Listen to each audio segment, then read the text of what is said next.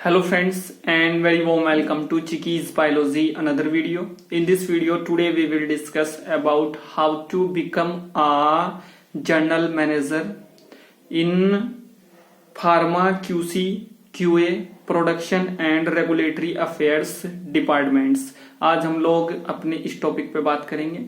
और बहुत सारे कैंडिडेट्स की, बहुत सारे फॉलोअर्स की, बहुत सारे सब्सक्राइबर्स की रिक्वेस्ट आ रही थी कि सर हम लोगों को ये बताइए कि हम लोग कैसे एक फार्मा कंपनी में एक जनरल मैनेजर बन सकते हैं, या कितना एक्सपीरियंस हम लोगों को चाहिए, क्या क्वालिफिकेशन हम लोगों की होनी चाहिए कि हम एक जनरल मैनेजर जो है बन पाए या बन सके। तो आज मैं आप लोगों के इसी क्वेश्चन का एक एप्रोप्रिएट आंसर यहाँ पे देने जा रहा हूं और आप सभी लोगों से एक रिक्वेस्ट है कि आप लोग इस वीडियो में मेरे साथ में स्टार्टिंग से लेके एंड तक ऐसे ही कनेक्ट रहें। तो हम लोग बात करते हैं, बहुत सारे कैंडिडेट्स जो हैं सोचते हैं कि वो कभी ना कभी फार्मा कंपनी में जनरल मैनेजर की पोस्ट पे काम करे, और ये जो पोस्ट होती है ये प्लांट हेड के बाद बहुत अच्छी एक पोस्ट होती है। सबसे बड़ी जो पोस्ट होती है वो होती है प्लांट हेड की, उससे छोटी ये पोस्ट होती है जनरल मैनेजर की, और मैनेजर भी होता है वो जनरल मैनेजर से थोड़ी बड़ी पोस्ट होती है। प्लांट हेड की सबसे बड़ी पोस्ट होती है, उससे छोटी पोस्ट जो है मैनेजर की होती है, उससे छोटी पोस्ट जनरल मैनेजर की होती है। और जब आप लोग इस पोस्ट पे जाके काम करते हैं तो आप लोगों की जो सैलरी होती है वो 1 लाख से अबव वहां पे हो जाती है अगर आप किसी एमएनसी कंपनी में जनरल मैनेजर की पोस्ट पे काम कर रहे हैं। और यहाँ पे आप लोगों की जो रिस्पॉन्सिबिलिटीज होती हैं वो बहुत ज्यादा हो जाती हैं, और रिस्पॉन्सिबिलिटीज ज्यादा होने के साथ साथ में आप लोगों की सैलरी भी वहां पे ज्यादा हो जाती है। तो ये कुछ इंपॉर्टेंट और क्रूशियल पॉइंट्स हैं जो मैं आप लोगों के साथ में यहाँ पे शेयर कर रहा हूँ, और आप लोगों को ये पता होना चाहिए कि आप लोगों की सैलरी वहां पे कितनी होगी, जॉब रिस्पॉन्सिबिलिटीज आप लोगों की क्या होंगी, कितना एक्सपीरियंस आप लोगों को चाहिए, इस पे भी जो है हम लोग बात करेंगे। और जब आप लोग जो है एक जनरल मैनेजर बनते हैं तो वहां पे क्या क्वालिफिकेशन आप लोगों की होनी चाहिए। जो एमएनसी कंपनीज होती हैं, एमएनसी कंपनी में सैलरी ज्यादा मिलती है और वहां पे एक्सपीरियंस भी ज्यादा चाहिए इस पोस्ट को आप लोगों को वहां पे पाने के लिए। और जो रेगुलेटरी और डोमेस्टिक प्लांट्स होते हैं इसमें सैलरी थोड़ी कम होती है एमएनसी कंपनी के अपेक्षा,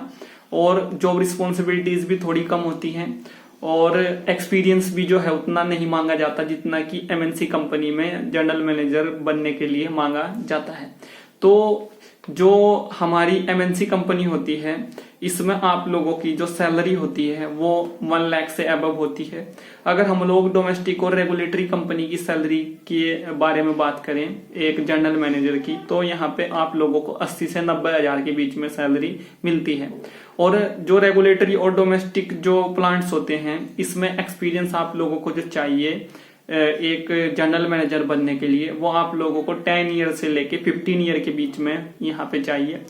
और जो आप लोगों को एमएनसी कंपनी में जो एक्सपीरियंस चाहिए एक जनरल मैनेजर बनने के लिए वो 18 साल से लेके 25 साल के बीच में आप लोगों को चाहिए। और अगर आप लोगों ने एमएससी किया है तो आप लोगों को एक्सपीरियंस ज्यादा वहां पे चाहिए, जैसे मैंने बताया 18 से 25 साल। और अगर आप लोगों ने जो है पीएचडी किया है तो ये एक्सपीरियंस फिर आप लोगों को थोड़ा कम वहां पे चाहिए एक जनरल मैनेजर बनने के लिए, क्योंकि क्वालिफिकेशन जो होती है या हायर स्टडीज जो होती हैं हम लोगों की वो वहां पे मैटर करती हैं। तो ये आप लोगों को यहाँ पे पता चल गया। और बहुत सारे जो पॉइंट्स हैं वो company to company, industry to industry vary करते हैं, क्योंकि हर एक कंपनी की, हर एक इंडस्ट्री की अपनी अलग पॉलिसी होती है, अपनी अलग टर्म्स होते हैं, अपनी अलग कंडीशंस होती हैं। तो ये कंपनी टू कंपनी भी वेरी करता है। तो मैं आप लोगों को एक जनरल यहाँ पे आइडिया बता रहा हूँ, जनरल पॉइंट्स के साथ में मैं यहाँ पे आप लोगों को समझा रहा हूँ और उनके साथ ही हम लोग यहाँ पे डील कर रहे हैं, जिससे कि आप लोगों को एक आइडिया हो सके कि एक्चुअल में होता क्या है एक जनरल मैनेजर बनने के लिए, और आप लोग कैसे एक जनरल मैनेजर वहां पे बन सकते हैं। उसके बाद जो है क्या क्या जॉब रिस्पॉन्सिबिलिटीज आप लोगों की यहाँ पे होती हैं जब आप लोग जनरल मैनेजर बनते हैं। जॉब रिस्पॉन्सिबिलिटीज बहुत ज्यादा होती हैं, और आप लोग जो हैं वहां पे एक्स्ट्रा भी काम करते हैं, आप लोग ओवर टाइम भी वहां पे करते हैं, क्योंकि इतनी बड़ी पोस्ट है तो उसके साथ में आप लोगों को जो है अगर अच्छे से डील करना है तो आप लोगों को एक्स्ट्रा टाइम भी करना पड़ सकता है, ओवर टाइम भी करना पड़ सकता है। और कई बार ऐसा भी होता है कि जब जनरल मैनेजर पोस्ट पे हम लोग काम करते हैं तो हम लोग जो है टाइम से घर भी नहीं पहुंच पाते, अपनी फैमिली को भी उतना टाइम हम लोग नहीं दे पाते, क्योंकि हम लोगों के पास में बहुत सारी जॉब रिस्पॉन्सिबिलिटीज होती हैं, बहुत सारी चीजें हम लोगों के साथ में वहां पे होती हैं और बहुत सारे जो हम लोगों के काम होते हैं वो वहां पे बढ़ जाते हैं। क्योंकि हम लोग जो है एज अ वहां पे एक सिंपल एनालिस्ट या एक असिस्टेंट वहां पे काम नहीं कर रहे हैं, या हम लोग जो है एक वहां पे एग्जीक्यूटिव की तरह काम नहीं कर रहे हैं, हम लोग वहां पे एक मैनेजर की तरह काम कर रहे हैं। और मैनेजर जो होता है उसका काम ही होता है कि सभी चीजों को मैनेज करके रखना, और सभी चीजें तब मैनेज हो सकती हैं जब आप लोग जो हैं वहां पे अपने काम के प्रति एकदम जागरूक रहेंगे, या आप लोग जो हैं वहां पे जो है हार्ड वर्किंग आप लोग रहेंगे। तो आसानी से मैनेज नहीं हो सकती सभी चीजें, तो आप लोगों को ये पता होना चाहिए। हम लोगों का जो फैमिली होती है हम लोगों की, उसको भी हम लोग जो है आसानी से हैंडल नहीं कर पाते, उसको भी मैनेज नहीं कर पाते, जबकि उसमें जो है 5 मेंबर होते हैं, 6 मेंबर होते हैं, किसी की फैमिली में 7 मेंबर होते हैं, तो हम लोग इतने मेंबर्स को, इतने कम मेंबर्स को मैनेज नहीं कर पाते। हमें वहां पे जब हम लोग जनरल मैनेजर बनते हैं तो हम लोगों को पूरी इंडस्ट्री जो है वहां पे मैनेज करनी होती है और बहुत सारी चीजें हम लोगों को करनी होती है। इन सभी पॉइंट्स पे हम लोग बात करेंगे। तो हम लोगों को वहां पे प्लानिंग करनी होती है बहुत सारे कामों को लेके, बहुत सारी चीजों को लेके, और बहुत सारी गाइडलाइंस भी होती हैं, लाइक जैसे कि CGMP होती है, GMP होती है, या WHO की गाइडलाइंस होती हैं, या फिर बहुत सारे जैसे USFDA की गाइडलाइंस होती हैं। इन गाइडलाइंस के तहत जो हम लोग वहां पे सभी इंप्लॉइज को उनका वर्क डिफाइन करना होता है, उनको बताना होता है, और हम लोगों को सभी चीजें वहां पे मॉनिटर करनी होती है, क्या सही चल रहा है, क्या सही नहीं चल रहा है, और मैन पावर जो है सही से काम वहां पे अपना कर रहा है या नहीं कर रहा है। बहुत सारे पॉइंट्स हम लोगों को वहां पे देखने होते हैं, और हम लोगों को इम्प्लीमेंटेशन वहां पे लेके आना पड़ता है। रॉ मटेरियल्स को देखना होता है वेयर हाउस में जाके कि रॉ मटेरियल अच्छा आ रहा है, अच्छी क्वालिटी का आ रहा है, नहीं आ रहा है, ये हम लोगों को देखना होता है। और हम लोगों को इन प्रोसेस एंड फिनिश्ड जो प्रोडक्ट्स होते हैं इनको इन कोऑर्डिनेशन विद R&D हम लोगों को इनकी एनालिसिस करनी होती है, मॉनिटर इनको करना होता है, और पूरे डॉक्यूमेंटेशन को भी हम लोगों को मैनेज वहां पे करना होता है। और सभी इंप्लॉइज को जो है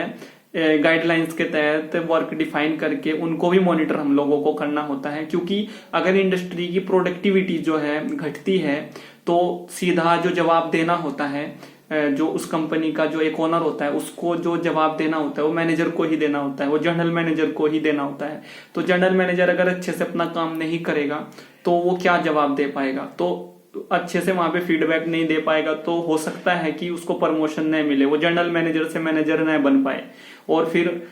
मैनेजर से वो प्लांट हेड तक न पहुंच पाए। तो बहुत सारी चीजें होती हैं, इसीलिए जो है थोड़ा सा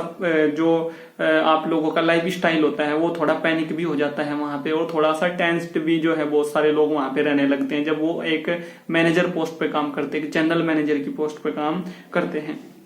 उसके बाद जो है पायलट एंड प्लांट जो एक तरह से स्केल होती हैं, या QA के लेवल पे भी जो है बहुत सारी हम लोगों को रिस्पॉन्सिबिलिटीज हैंडल करनी पड़ती हैं। और हम लोगों को जो establishing specification and method of analysis of raw materials, ये भी हम लोगों को करना होता है, इसको भी देखना वहां पे होता है। और CGMP और GMP फॉलो हो रही है नहीं हो रही है, ये गाइडलाइंस इनको भी देखना होता है। और इनके साथ साथ में जो है अगर आप लोगों को एक जनरल मैनेजर बनना है तो आप लोगों को जो है ये एक्सपीरियंस होना चाहिए कि अगर कोई ऑडिटर बाहर से आ रहा है, ऑडिटर जो होते हैं वो फॉरेन से आते हैं, जो अथॉरिटीज होती हैं, जो गाइडलाइंस होती हैं, जो अप्रूवल देती हैं किसी भी फार्मा कंपनी को कि वो फार्मा प्रोडक्ट्स बना सकती है नहीं बना सकती है, वहां से बहुत सारे ऑडिटर्स आते हैं उन अथॉरिटी से, उन एजेंसीज से। तो वो क्या करते हैं, वो ऑडिट करते हैं फार्मा कंपनी को कि क्या यहाँ पे सभी की सभी गाइडलाइंस फॉलो हो रही हैं या नहीं हो रही हैं। तो इन ऑडिटर्स के साथ में जो उनको पूरी कंपनी विजिट कराता है वो जनरल मैनेजर होता है, वो मैनेजर होता है, या वो प्लांट हेड होता है, और HR हेड भी जो है साथ में रहता है। तो ये लोग जो है मॉनिटर करते हैं, ये ऑडिटर जो है देखते हैं कि काम सही से हो रहा है, गाइडलाइंस फॉलो हो रही हैं, प्रॉपर नहीं हो रही हैं। तो ये एक्सपीरियंस भी जो है एक मैनेजर के पास में होना चाहिए कि ऑडिटर को कैसे जो है विजिट कराना है, ये भी एक रिस्पॉन्सिबिलिटी है। और ये जो ऑडिटर आते हैं ये WHO से आते हैं, EDQM से आते हैं, MHRA से आते हैं, USFDA से आते हैं और भी बहुत सारी जगह से आते हैं। तो ये एक बहुत बड़ी रिस्पॉन्सिबिलिटी होती है। और अगर ऑडिटर को जो है वहां पे जो विजिटर है वो विजिट अच्छे से ना कराए और ऑडिटर को ये लगे कि काम सही से नहीं हो रहा है,